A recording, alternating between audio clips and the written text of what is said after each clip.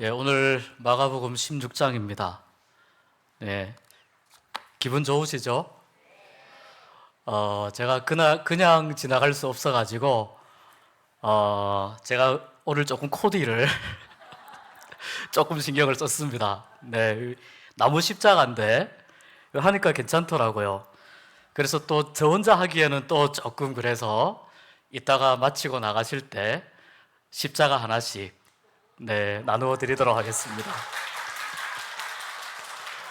뭐 그렇게 크고 화려한 건 아니지만, 이거 보통 책거리라고 하잖아요.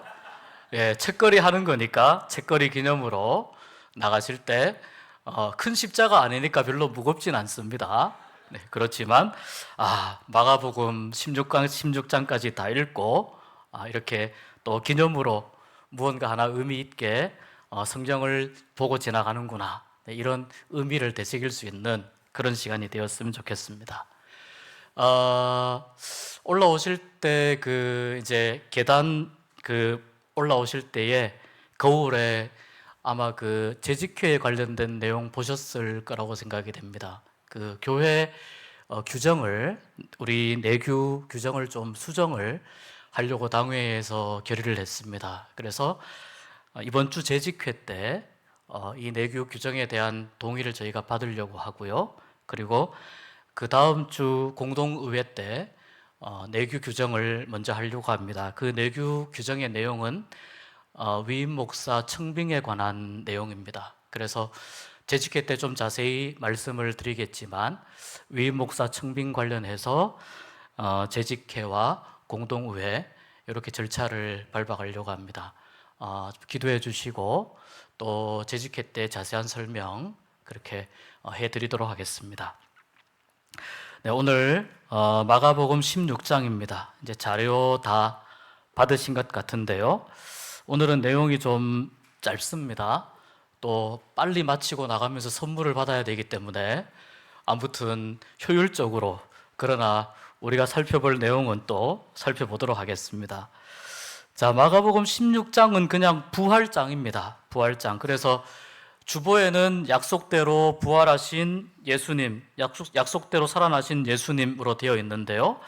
나누어 드린 자료에는 부활 그 이후라고 이렇게 한번 적어봤습니다. 같은 의미인데, 네, 한번 그렇게 적어봤습니다.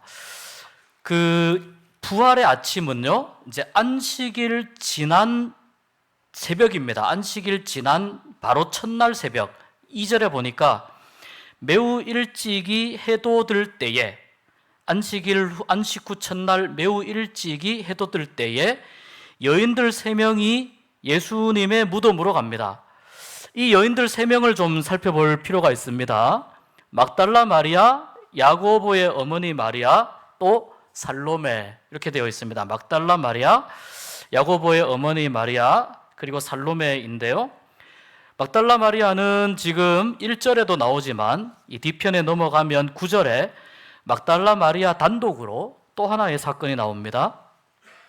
그만큼 이 예수님께서 막달라 마리아를 또 귀하게 여기셨고, 역시 막달라 마리아는 예수님만 의지하면서 그렇게 이제 살게 된 거죠. 그 이유가 뭐냐면 막달라라고 하는 지방 출신이에요. 막달라 마리아는요. 그래서 이 갈릴리 호수 근방에 있는 작은 마을 내에 막달라라는 마을이 있습니다. 거기 출신인데요.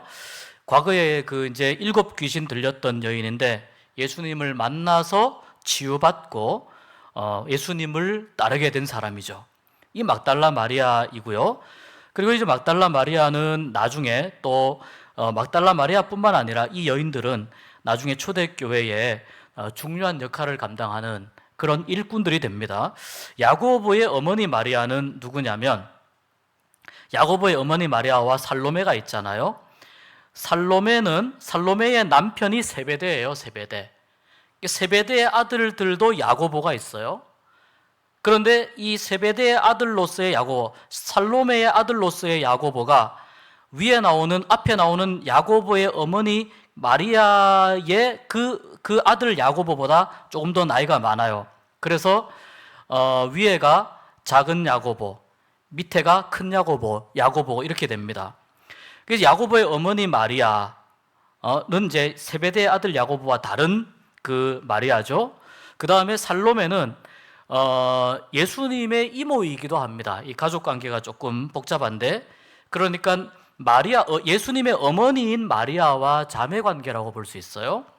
그 중에 이제 그 자매로서의 살로메가 아들이 야고보와 요한이 있는데, 이들이 또한 예수님의 제자가 되었습니다. 그래서 이 막달라 마리아, 야고보의 어머니 마리아, 살로메, 자, 이 세 사람이 예수님이 돌아가시는 그 십자가 죽음의 현장에서도 이 세 사람이 있었습니다. 지켜봤습니다. 그런데 이 세 사람의 이름이 이 마가복음에 정확하게 기록이 돼 있죠? 정확하게 나옵니다. 다른 복음서는 이렇게 정확하게 나오지는 않습니다. 자, 왜 이렇게 정확하게 나왔냐면, 우리가 성경이 기록될 당시의 그 시대적, 사회문화적 상황이 여인들의 증언은 법적인 효력이 굉장히 약했던 시대입니다. 이런 어떤 사회적 상황에 대해서 좀 이해할 필요가 있습니다. 그러니까 이제 마태도 그냥 이 여인들 중에 가장 그 주도적으로 활동했던 막달라 마리아 정도만 언급을 한 것입니다. 그런데 자, 이 마가복음도 물론 이 복음서를 쓰지만, 마가복음은 누가 읽을 것이라고 생각했냐면 로마에 있는 그리스도인들이죠. 로마에 있는 그리스도인들에게 예수님의 복음, 또 고난을 견디고 이기면은 주님께서 또 우리에게 참된 구원의 놀라운 은혜와 능력을 주실 것이다. 이런 그 당시에 핍박받던 로마의 고통 가운데 있던 그리스도인들을 염두에 두고 썼기 때문에 유대 문화권보다는 로마의 문화권이 조금 더 여인들에게는 조금 더 열려 있습니다. 여인들의 인권이 유대 문화권보다는 조금 더 더 좋다는 겁니다. 그래서 마가는 이 로마에 있는 그리스도인들이 이것을 읽을 것을 염두에 두고 당시의 초대교회에서 맹활약을 했던 이 세 명의 여인을 그대로 오픈하는 것입니다. 그리고 세 명의 이름을 그대로 오픈하면서, 봐라, 내가 이야기하는 막달라 마리아, 야고보의 어머니 마리아, 살로메, 이 세 사람이 그냥 나오는 이름이 아니고 지금 이 세 사람이 얼마나 초대교회에서 중요하게 섬기고 있는지를 우리가 알고 있는데, 그렇다면 이 세 명의 여인이 그날 부활의 아침에 가서 빈 무덤을 보았고 천사를 만났던 이 사건은, 이것은 역사적 사실이다 라고 하는 것을 이야기하기 위한 것이죠. 로마에 있는 그리스도인들은 여인들의 이야기라 하더라도 이 이야기에 대해서 훨씬 더 신빙성을 가지게 되는 거죠. 물론 이 여인들 역시 처음에는 예수님의 그 부활에 대해서 확신을 가지고 있지는 않았어요. 그렇지만 이 여인들의 이름을 기록한 또 다른 이유가 있는데요. 자, 그것은 예수님의 제자들은 어땠습니까? 예수님이 돌아가실 때 전부 다 도망가 버리지 않습니까? 다 도망가 버립니다. 예수님의 죽음을 끝까지 지켜보았던 여인들이 이 세 명입니다. 비록 11제자처럼 예수님의 부활에 대한 분명한 확신을 가지고 있지 않았다 하더라도 예수님의 무덤까지 따라가는 이 여인들의 헌신이 얼마나 아름다운가, 얼마나 눈물겨운가, 얼마나 예수님을 향한 이 여인들의 믿음이 얼마나 대단한 것인가.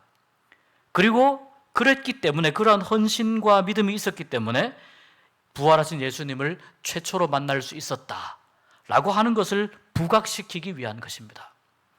여기는 별로 남자들의 역할이 별로 없습니다. 남자들 많이 반성하셔야 됩니다.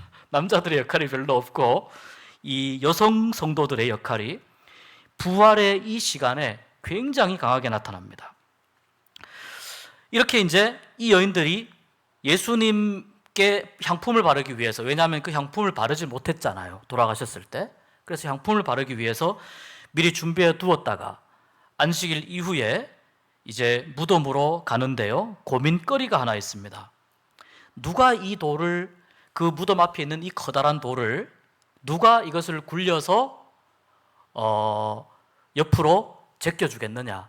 이 돌이 장정 몇 명이서 이걸 덤벼들어도 굴리기 힘든 엄청나게 큰 돌인데다가 그 무덤 하기에 딱 맞게 이렇게 짜여져 있습니다.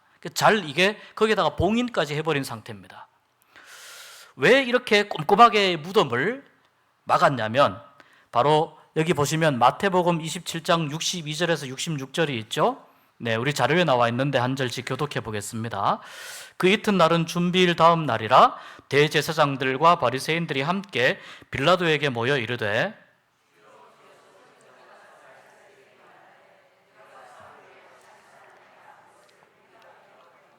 그러므로 명령하여 그 무덤을 사흘까지 굳게 지키게 하소서. 그의 제자들이 와서 시체를 도둑질하여 가고 백성에게 말하되 그가 죽은 자 가운데서 살아났다 하면 후의 속임이 전보다 더 클까 하나이다 하니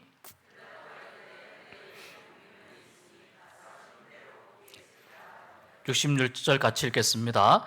그들이 경비병과 함께 가서 돌을 임봉하고 무덤을 굳게 지키니라. 네, 이게 이 마태복음의 기록입니다.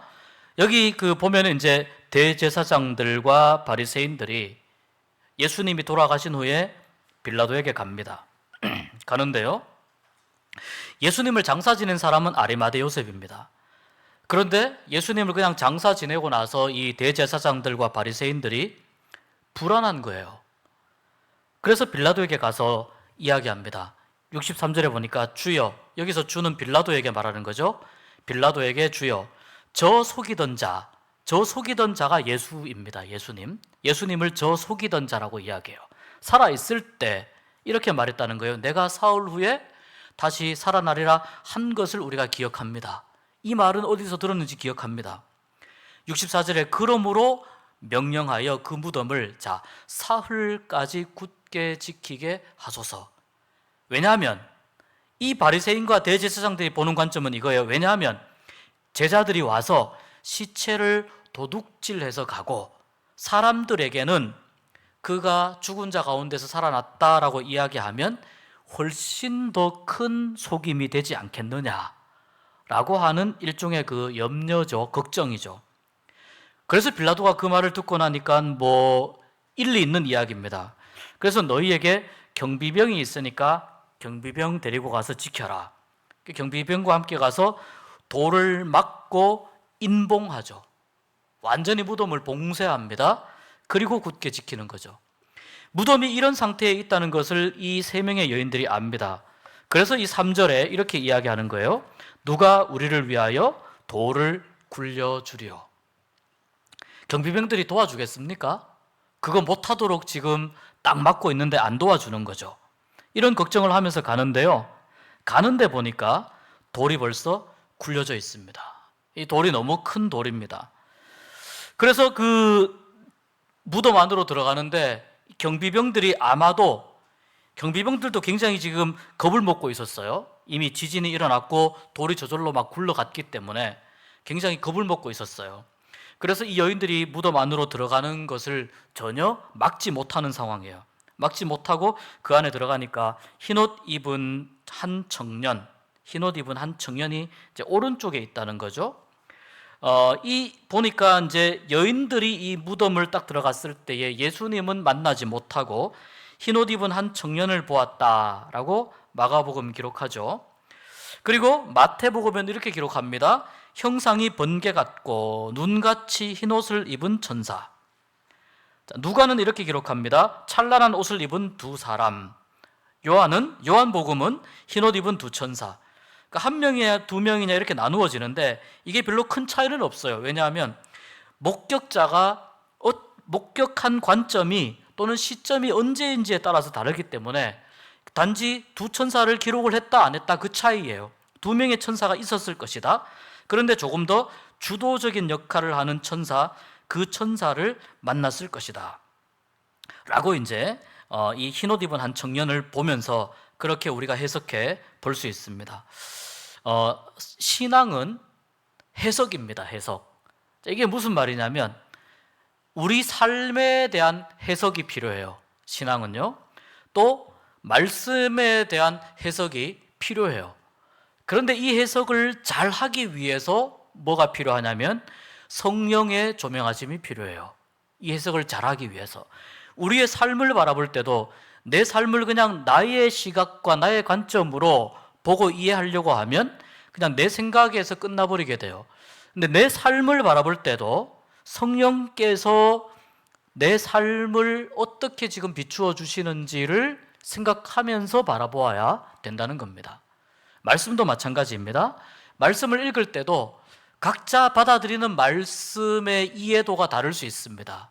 말씀의 또 나에게 이렇게 다가오시는 말씀이 다를 수 있습니다. 왜냐하면 각 사람에게 성령님께서 다른 모양으로 역사하실 수 있기 때문입니다.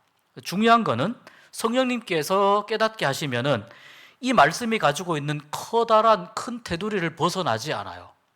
이 안에서 우리의 삶과 결부된 해석이 일어나는 겁니다. 우리가 계속 하나님께 질문하는 게 있죠. 하나님, 왜 이런 일이 저에게 일어납니까? 이건 어떤 뜻입니까? 이건 무엇입니까? 라고 묻는 게 다 어떤 것을 전제하고 질문하는 거냐면 하나님께서 나에게 일하시는 것에 대한 해석을 전제하고 질문하는 거예요. 그래서 좋은 신앙을 가지기 위해서는 제대로 된 해석, 좋은 해석을 하는 게 필요합니다. 좋은 해석을 하기 위해서는 성령님의 인도함을 받는 것이 필요합니다. 성령님의 인도함을 받기 위해서 우리에게 가장 필요한 것은 뭐냐면은 기도하는 일이에요. 기도하는 일이 필요해요. 그러니까 말씀을 읽고 깨닫는 것과 기도가 무관하지 않아요. 항상 말씀과 기도는 같이 간다는 걸 생각해 두시면 좋겠습니다. 이 두 가지는 같이 갑니다. 아무튼 그렇게 이 흰옷 입은 한 청년에 대해서 우리가 이해할 수 있습니다. 이 청년이 이제 이야기하죠. 놀라지 말라라고 이야기하죠. 무서워하지 말아라, 놀라지 말아라. 지금 보십시오. 이 여인들도 아마 사흘 만에 예수님이 살아날 것이다 라고 하는 이야기를 들었을지도 모르겠습니다. 그 말을 기억하고 있을지도 모르겠습니다. 문제는 지금 눈앞에서 일어나고 있는 일들이 전대미문의 일입니다. 전대미문의 일입니다. 무덤이 이런 식으로 돌이 굴려지는 일도 없고 또 천사가 그 안에 들어가서 갑자기 짠하고 나타나는 일도 없고요. 지키던 경비병들이 벌벌 떨면서 완전히 거의 혼이 나간 것처럼 그렇게 반응하는 일도 없습니다. 그래서 이 여인들이 기본적으로 가지고 있는 감정 상태는 일단은 놀라움과 두려움입니다. 이 놀라움과 두려움은 이 천사가 지금 예수님이 부활하셨다고 하는 이 말을 끝낸 후에도 이 놀라움과 두려움의 감정이 이어집니다. 8절 보니까 굉장히 두려워합니다. 보니까 여자들이 한번 같이 읽어볼까요? 여자들이 몹시 놀라 떨며 나와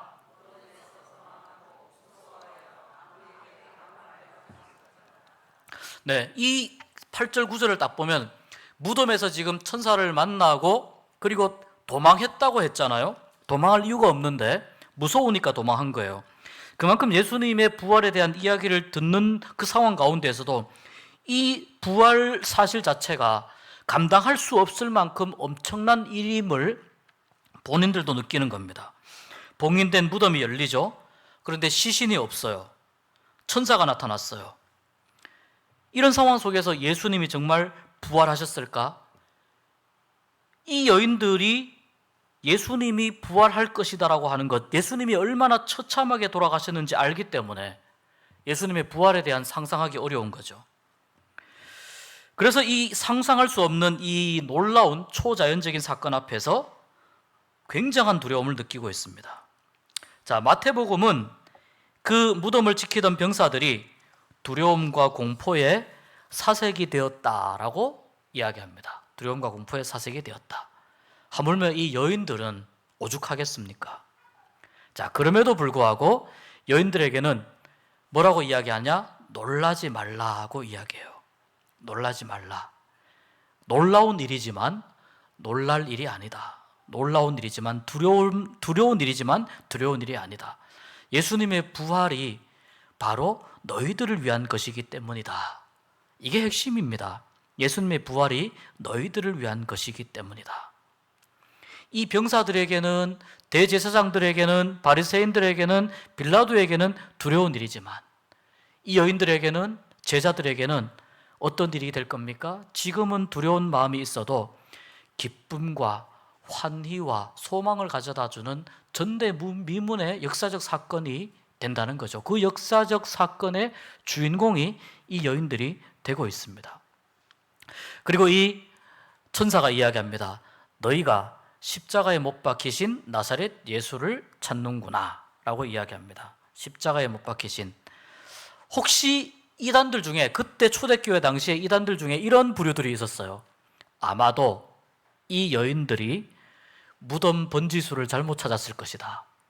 그러니까 예수님이 장사된 무덤은 여기 있는데, 이쪽에 있는데 신혼 1길 3-4로 가야 되는데 신혼 1길 3-5로 갔다는 거예요. 그래서 이제 저희 집 쪽은 교회가 아니잖아요. 번지수를 잘못 찾았다는 거예요. 그래서 이걸 뭐라고 하냐면은 차고설이라 그럽니다. 차고설. 충분히 주장할 수 있는 이야기입니다. 그런데 이 차고설을 완전히 정확하게 반론하는 이야기가 바로 이 이야기입니다. 너희가 십자가에 못 박히신 나사렛 예수를 찾는구나. 그 이야기를 무덤 안에서 들었잖아요. 그러니까 이 무덤은 누구의 무덤입니까? 예수님의 무덤이 정확한 거죠. 이 차고설을 반박하는 이야기입니다. 이 천사가 이야기합니다. 갈릴리로 먼저 가신다. 예수님은 갈릴리를 너무 좋아했습니다. 거기에 뭐 금두꺼비를 묻어놔서 좋은 게 아니고 이 갈릴리에서 워낙 많은 활동들을 하셨고, 사실 이 갈릴리는요 이미 이 예수님 당시에는 상당히 이방인들의 문화가 만연해 있는 땅이었습니다. 이미 갈릴리는 오래전에 이 북이스라엘 남유다 상황 속에서 북이스라엘에 멸망하고 나서 이 갈릴리는 이방 땅으로 취급되던 지역입니다. 그때부터 이방인들이 모이고 이방인들의 문화가 활성화되어 있고 그때부터 계속 이어졌기 때문에 갈릴리는 굉장히 이 이스라엘 사람들 안에서도 소외된 사람들, 또 이스라엘 주류 문화에 들어가지 못하는 사람들, 이방인들, 이런 사람들이 모여서 살던 동네였습니다. 거기에서 예수님이 사역을 하셨고 복음을 전파하셨기 때문에 예수님은 이 갈릴리 사역을 하시면서 비록 수로보니게 여인에게 그런 말을 하지 않습니까? 내가 유대인들 중에 이스라엘에 잃어버린 자들을 찾기 위해서 내가 먼저 왔다. 그들을 먼저 찾기 위해서 왔다라고 말씀하셨지만 예수님의 활동이 이 갈릴리에서 이루어졌다고 하는 것은 예수님께서 모든 사람들에게 다 열려 있음을 이미 이야기하는 것입니다. 그래서 갈릴리로 먼저 가신다고 약속하셨고 갈릴리로 그렇게 가시게 되죠. 마태복음에 보면은 이 예수님께서 갈릴리로 가셔가지고 가시는 도중에 또 여인들을 만납니다. 그리고 갈릴리에서 제자들을 만나게 되고 예수님께서 마태복음 28장 대위임령, 이 대위임령을 이야기하신 다음에 승천하신 장소도 갈릴리 근처로 알려져 있습니다. 그만큼 예수님에게 있어서는 갈릴리가 매우 중요한 장소입니다. 이런 이야기를 들었으나 아까 말씀드린 것처럼 여인들은 그 이야기를 들으면서도 지금 너무 어안이 벙벙한 그런 상황에서 지금 마음을 추스리지 못하고 있습니다.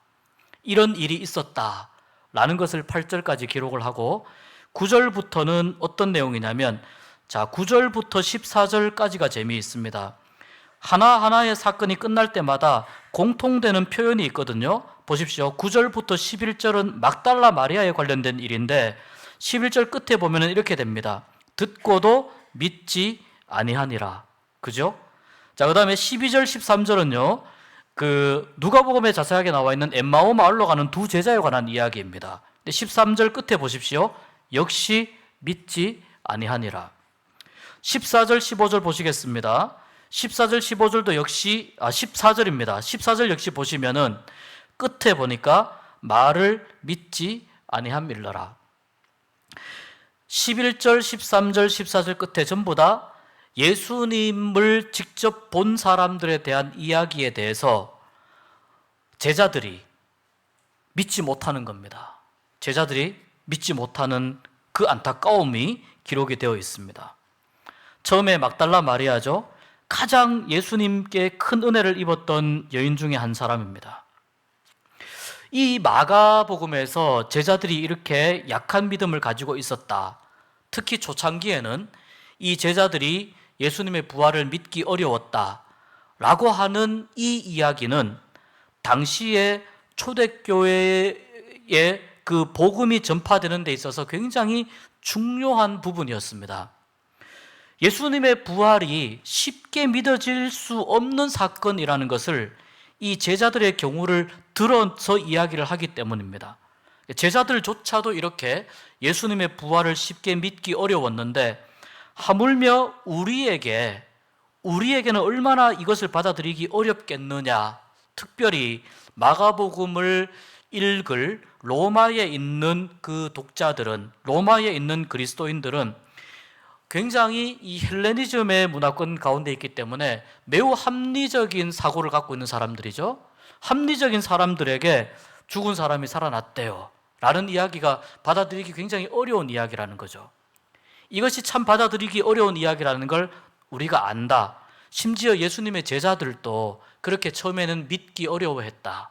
그러나 시간이 지나면서 성령을 받고 예수님의 부활에 대해서 점점 알게 되고 말씀을 통해서 깨닫게 되면서 그것이 믿어졌다라고 하는 것을 이 말씀을 통해서 이렇게 마치 가랑비에 옷 젖듯이 그렇게 이야기하기 위함입니다. 자, 막달라 마리아가 지금 10절에 보니까 예수와 함께 하던 사람들, 누굽니까? 제자들이죠. 그들이 슬퍼하며 울고 있는 중에 이 일을 가서 이야기합니다.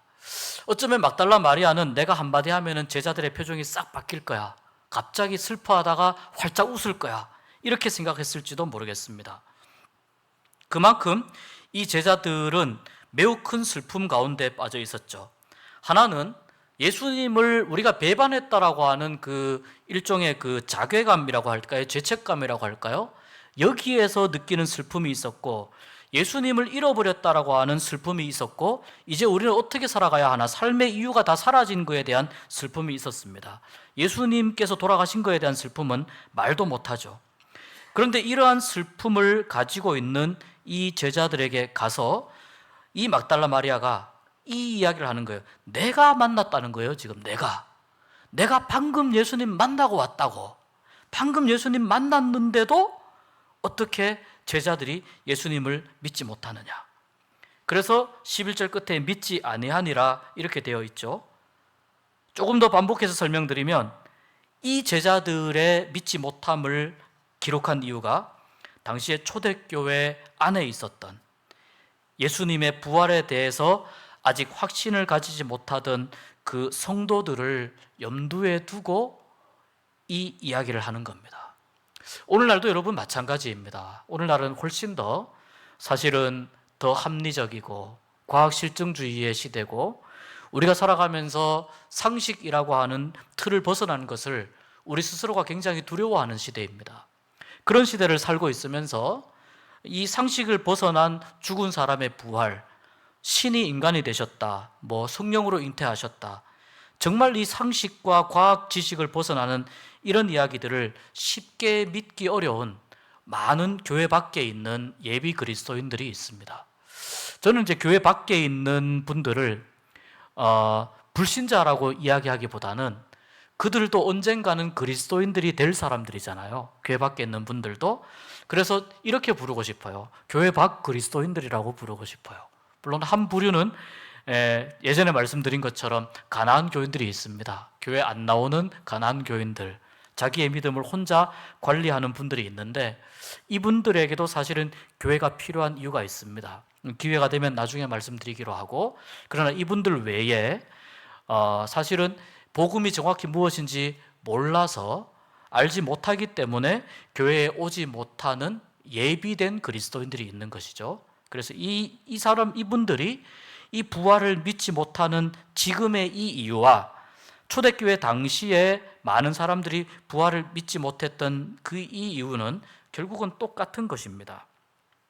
많은 체험을 하고 예언을 듣고 심지어 예수님이 죽은 사람 살리는 것도 제자들은 봤어요. 그런데도 예수님의 부활을 못 믿었다는 겁니다. 그만큼 이 부활을 믿는다는 것이 보통 일이 아니라는 겁니다. 심지어 이방인들, 이런 사람들이 얼마나 이것을 믿기 어렵겠습니까? 그렇지만 이 마가복음이 마지막에 하는 이야기는 뭐냐면은 11절에는 믿지 아니하니라, 14절에도 믿지 않음을 꾸짖으시죠. 그런데 20절에 보면 제자들이 나가 두루 전파할세 주께서 함께 역사하사 그 따르는 표적으로 말씀을 확실히 증언하시니라. 지금은 비록 믿기 어렵다 하더라도 계속해서 말씀을 접하고 계속해서 복음을 듣고 신앙생활을 하게 되면서 이 믿음이 어느 순간 내 안에 들어오게 되는 것을 경험하게 된다는 거죠. 그래서 어떤 분에게 신앙은 굉장히 강력한 어떤 사건으로, 엄청난 그 변화의 사건으로 찾아오는 경우도 있지만 어떤 분에게 이 믿음은 아주 서서히 조금씩 그 마음속에 확신으로 오게 되는 경우도 있어요. 양쪽이 다 성령의 역사입니다. 이 제자들도 나중에는 이렇게 복음 전도자가 되었다. 그리고 12절, 13절 역시 그 엠마오 마을로 가던 두 제자입니다. 이 두 제자 역시 예수님을 만나죠. 그렇지만 여기 보니까 다른 모양으로 나타났다고 했습니다. 12절에 예수님이 다른 모양으로 나타났기 때문에 처음에 이 두 제자가 걸어가면서 예수님이라는 걸 모릅니다. 그런데 걸어가면서 이분이 가르쳐 주시는 말씀을 들을 때 마음이 계속 뜨거워집니다. 그것을 나중에 고백하게 되죠. 그리고 나서 나중에 엠마오 마을에 가서 떡을 떼고 식사를 하는 중에 그때 비로소 눈이 밝아집니다. 그래서 이 믿음은 어떤 것이냐면 내 눈이 밝아져서 예수님을 보는 사건이 믿음이라고 볼 수 있어요. 내 눈이 밝아져서 예수님을 보는 사건이라고 볼 수 있습니다. 아직 제자들은 눈이 밝아지지 못한 상태라고 보면 되는 것이죠. 그렇게 이해하면 됩니다.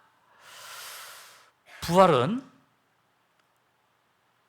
바로 절망과 실망과 또 공포에 사로잡혀 있는 사람들에게 희망과 소망과 새로운 생명을 줄 수 있는 유일한 사건입니다. 삶의 이유를 잊어버리고 또 살아가야 할 모든 그런 내 나름대로의 그 의미를 다 잊어버린 사람에게조차도 이 부활 사건이 정확하게 그 사람에게 이해가 되면 살아가야 할 이유를 발견하게 되고 내가 살아가는 모든 시간이 새로운 의미로 다 채워질 수 있는 이 사건이 뭐냐? 바로 예수 그리스도의 부활 사건입니다. 막달라 마리아가 그랬고 엠마오로 가던 두 제자가 그랬고 그리고 이 열한 제자들이 20절에 이렇게 다시 복음 전파자가 될 수 있었던 것은 바로 부활의 새로운 눈을 떴기 때문입니다. 아직까지는 믿지 않는 그런 모습을 보이는 거죠. 예수님께서 마태복음에 하셨던 것과 조금 다른 형태의 이 지상명령을 15절부터 하십니다. 마지막입니다. 여기 보시면 온 천하에 다니며 만민에게 복음을 전파하라. 내가 복음을 알아야 전파하는 거죠. 복음을 내가 모르면 전파하기가 어렵습니다. 믿고 세례를 받는 사람은 구원을 얻고 믿지 않는 사람은 세례를 받지 않죠. 정죄를 받으리라. 이것은 결국 종말론적으로 이 세상의 마지막 때에 믿지 않는 것에 대한 책임을 그 사람이 지게 될 것이다 라는 의미입니다. 그리고 계속해서 믿는 사람들에 대해서 이야기합니다. 믿는 사람들에게는 다양한 표적이 따르는데 예수님의 이름으로 귀신을 쫓아내고 새 방언을 말하고 또 뱀을 집어 올리며 무슨 독을 마실지라도 해를 받지 않고 병든 사람에게 손을 얹으면 나을 것이다. 예수님이 하셨던 그 이적과 기적을 또 그 70명의 제자들에게 이렇게 전도 여행을 하라고 보내시면서 그 주셨던 그 놀라운 권능을 그대로 예수님이 하늘에 올라가신 이후에도 이 권능과 능력이 계속해서 유지될 것이다 라고 이야기합니다. 뱀을 집어 올리며 이 사건이 그 사도행전에 나오는데요. 멜리데라고 하는 섬에 그 표류하게 됩니다. 결론 이제 중간 사건만 이야기하면 바울이 로마로 가다가 배가 광풍을 만나가지고 파선을 하는데 그 과정에 멜리데라고 하는 섬에 가게 됩니다. 그런데 이 멜리데라고 하는 섬에서 바울이 그 독사에게 물리는 일이 일어나요. 불을 쬐다가. 그런데 전혀 바울이 독사에게 물렸지만 아무런 그 피해를 입지 않는 경우가 나타납니다. 또 이제 재미있는 것은 어느 교회 역사책 중에 유세비우스가 쓴 그 역사책을 보니까 그 바르사바스라고 하는 사람이 있었답니다. 그런데 독을 마셨지만 주의 은혜로 아무 해도 입지 않았다. 이런 좀 특별한 경우가 있기는 합니다. 그렇지만 이것의 핵심은 뭐냐면은 아무 때나 독을 마셔도 멀쩡하다. 이런 의미가 아닌 것이죠. 그래서 이제 이 교회 역사에 보면 어떤 극단적인 이단들은 자기들의 믿음을 과시하기 위해서 뱀을 손으로 막 잡고 독을 마시다가 많이 죽었답니다. 예. 우리나라도 내가 감람나무다. 나는 죽지 않는다. 이런 허황된 이야기들을 했던 이단들이 있잖아요. 그 중에 한 명은 이게 약간 썰이기도 한데 떡을 먹다가 목에 걸려가지고 그랬다는 경우도 있습니다. 그러니까 여기에서의 핵심은 뭐냐면 독을 마시고 뱀을 잡았을 때 모든 경우에 있어서 안전하다. 이것이 아니라는 거예요. 여기에서의 핵심은 그것은 하나님께 달려있고 예수님을 믿고 복음을 전하는 그 사람들이 복음을 의지하면서 성령의 능력을 의지하면서 나아갈 때 누리게 될 하나님의 그 권능과 하나님의 보호하심을 상징하는 하나의 표현이라는 겁니다. 어떤 경우에는 문자적으로 이루어지지만 문자적으로 이루어지지 않는다고 해서 하나님의 능력과 하나님의 권능이 거부될 이유는 하나도 없다는 겁니다. 그래서 여기에서 중요한 포인트는 뭐냐면은 이 표적과 권능과 이적이 하나님께로 나아가는 데 있어서 디딤돌이 되어야 되지 걸림돌이 되면 안 된다는 거예요. 걸림돌은 어떤 경우에 걸림돌이 되냐면 표적과 기적과 이적이 목적이 될 때 걸림돌이 돼요. 이건 그냥 하나의 하나님을 알아가는 하나의 수단이고 방편일 뿐입니다. 하나님의 역사하심의 하나의 모습일 뿐입니다. 이것을 잘못 이해하면 오해하게 되면 굉장히 신앙에 있어서 잘못된 방향으로 가게 됩니다. 자, 제일 핵심은 어디냐면 20절에 주께서 함께 역사하사입니다. 주께서 함께 역사하사. 이것이 제일 핵심적입니다. 예수님께서 승천하셔서 하나님 우편에 앉으셨는데 그 모습을 순교하던 스데반도 보게 되죠. 그런데 주께서 함께 역사하사 이 말은 예수님께서 승천하셨어도 보내주시기로 약속한 그 성령 하나님께서 복음을 전파하는 복음으로 살아가는 모든 하나님의 자녀들과 함께 해 주실 것이라고 하는 이 약속이 계속해서 유효하고 유지될 것이다라고 하는 이 마가복음 16장 맨 마지막 절에 나오는 이 말씀이에요. 주께서 함께 하사. 하나님이 함께 하신다. 이것이 임마누엘 아닙니까? 하나님이 함께 하신다. 임마누엘. 결론적으로 이 마가복음 16장은 그래서 열려 있습니다. 하나님께서 함께 하시고 성령님의 도우심을 받은 많은 제자들이 그들이 전파하는 복음과 함께 새로운 이 복음의 시대, 새로운 하나님 나라에 도래하는 이 시대가 활짝 열리고 있다는 것을 마가복음이 닫힌 결론이 아니라 열린 결론으로 모든 사람들을 복음으로 초대하는 열린 결론으로 이 마지막 이 말씀을 기록하면서 마가복음을 맺고 있습니다. 오늘 우리가 마가복음 16장을 내용을 좀 살펴보았습니다. 오늘의 말씀은 예수님을 만난 세 여인으로 비롯해서 부활을 받아들이기 매우 힘들어했고 어려웠던 제자들, 그러나 결국 이 제자들이 복음을 받아들이면서 부활을 믿게 되면서 놀라운 복음 전도자로 세상을 향해서 선포하고 외치는 하나님의 그 복음의 하나님 나라의 증인으로서의 삶을 살게 되었고 그 삶의 여정이 오늘날까지도 계속 이어지고 있음을, 그리고 하나님의 능력과 성령께서 그렇게 부활을 믿으면서 복음을 증거하는 사람들에게는 함께 하실 것이라는, 영원히 함께 하실 것이라고 하는 임마누엘의 이 약속의 말씀을, 이 말씀을 가운데 이 말씀을 통해서 주시면서 오늘 마가복음 16장이 정리가 됩니다. 마가복음 전체의 내용의 핵심은 바로 마가복음 1장 1절에서 이야기한 것처럼 예수 그리스도 복음의 시작입니다.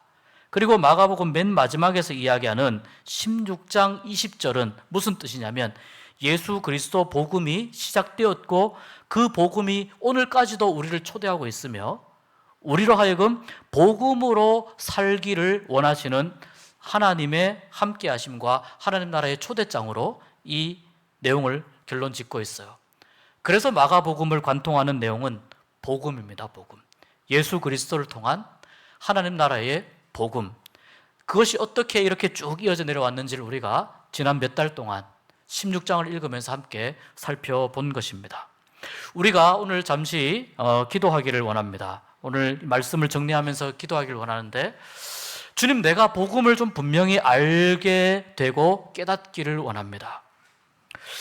그리고 내 삶 속에서 또 내가 내 삶을 바라보면서, 말씀을 바라보면서 하나님의 관점에서 성령님이 함께 하셔서 내 삶을 신앙적으로 다시 한번 새롭게 해석하게 하시고 복음으로 내 삶을 리셋하는 은혜가 있게 하여 주십시오.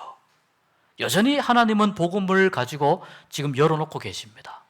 오늘날에도 열어놓고 계시고 언젠가 닫히겠지만 아직까지는 열려있는 상태입니다. 그래서 복음이 우리 삶의 이유와 의미가 된다면 우리는 하나님이 우리에게 주시는 풍성한 은혜와 또 놀라운 이 하나님 나라의 비밀을 마음껏 누리면서 살아갈 수 있게 될 것입니다. 마가복음을 이렇게 마무리하도록 하겠습니다. 우리 함께 한 1, 2분 정도 기도하고 마치겠습니다.